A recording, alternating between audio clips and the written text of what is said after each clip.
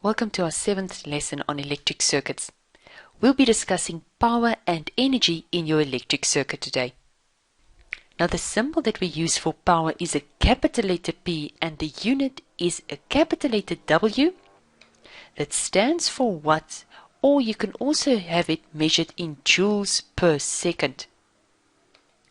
Now one of the most common formulas for power is given is P is equal to potential difference times current, and this we make use of typical in our circuit diagrams.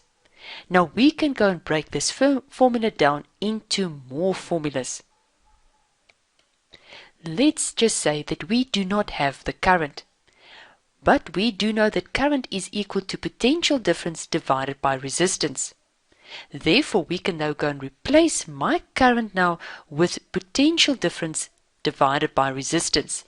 And this will give us a new formula for power, seeing that's potential difference times potential difference. It means potential difference squared divided by resistance. So power can also be then equal to potential difference squared divided by resistance.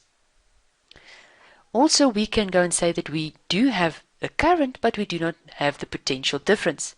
And we know that potential difference is equal to current times resistance, which means that we can go and replace this V then with current times resistance times my current that I do have. So that ends up being also current squared times resistance in this case. So this is a second way of calculating my power.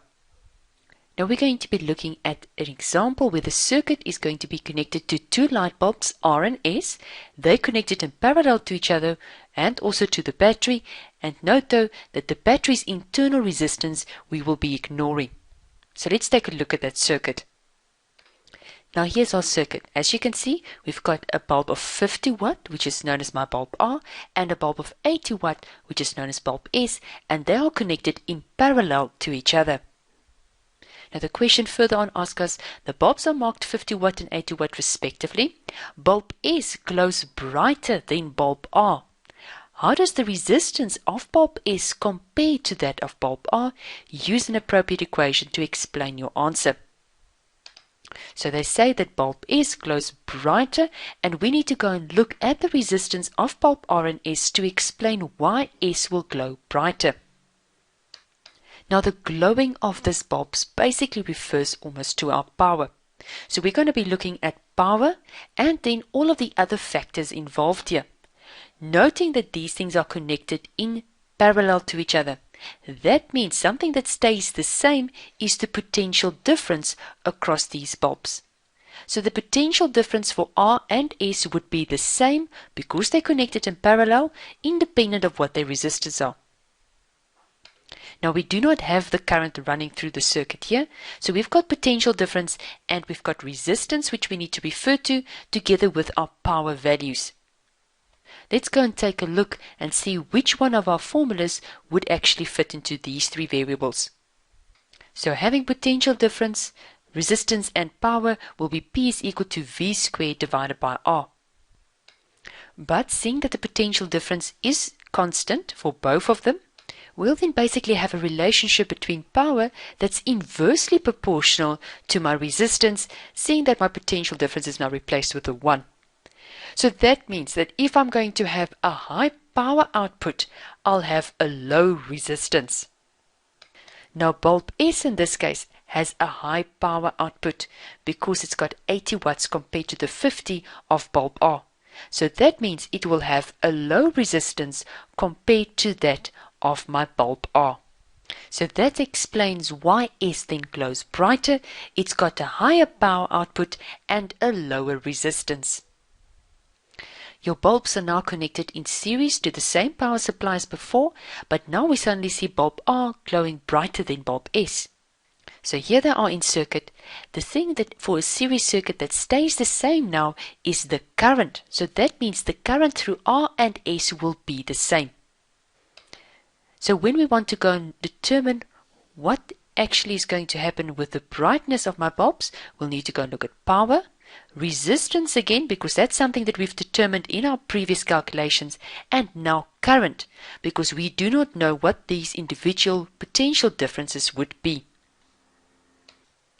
So our formula that looks at potential difference, current and resistance, is P is equal to I squared times R. And seeing that the current is the same for both of them, my relationship now between power and resistance is directly proportional if they're connected in series. That means if I want the bulb to glow the brightest, it must then have the higher the resistance.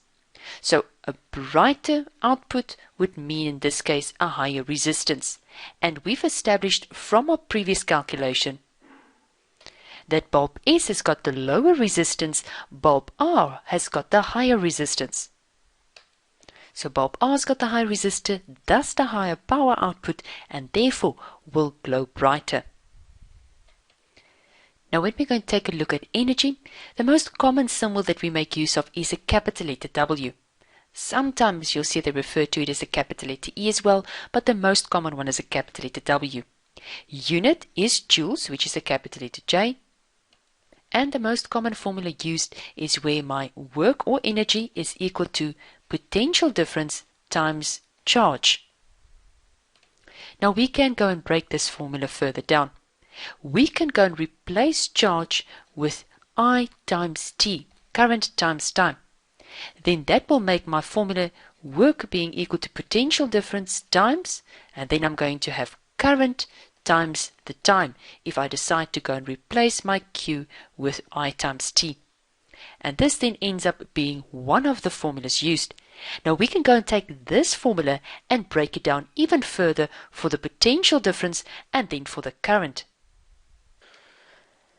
Now we can go and break down potential difference further. Let's say we want to replace potential difference with current times resistance. So now my formula will then change to current times resistance, and then I'll still multiply with its original current times time. And this will then end up giving me a new formula, seeing that I've got two currents of I squared R and T. So W is equal to I squared times R times T. We can also decide to rather replace the current with V divided by R. Then it ends up potential difference times potential difference divided by resistance, that's going to replace my I, times time, and this then ends up being V squared over R times time. So the example that I want us to go look at is to calculate the energy dissipated in the 6 ohm resistor in 3 minutes.